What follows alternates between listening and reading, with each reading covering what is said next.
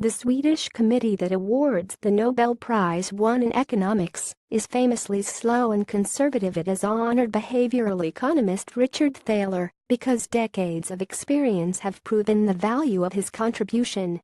If only those laureates' own profession were so responsive.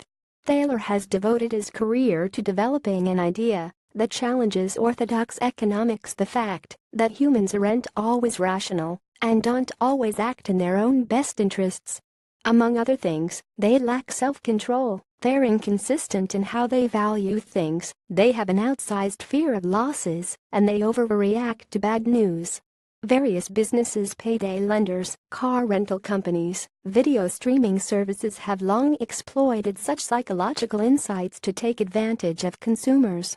More recently, thanks to the efforts of Thaler and his collaborators, companies and governments around the world have tried to use them for people's benefit. They've looked for ways to nudge people to save more for retirement, drive safely, go to better colleges and participate in free school lunch programs. Yet decades on, and after a crash that brutally demonstrated the limits of the rational actor approach, macroeconomic theory has hardly moved.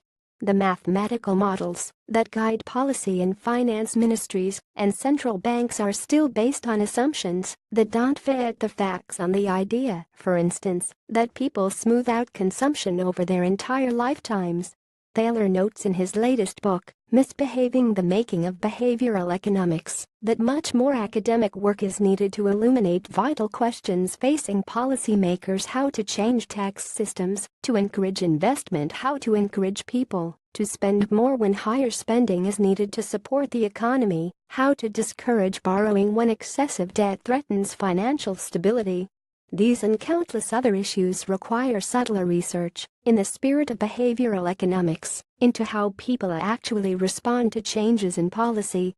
Improving economics as a science will require economists to act more like scientists, rejecting models that don't fit, relying more on experiments, and replicating findings to test their validity. Top journals should see it as part of their job to challenge the prevailing theories. And improving economics as a guide to policy requires, in addition, more skepticism. Economists and policymakers need to worry more about the assumptions that underlie their proposals and not just about the math that yields answers once those assumptions are made. Thaler richly deserves his Nobel. If his prize nudges economics in the right direction, even better. Editors Mark Whitehouse, Clive Crook.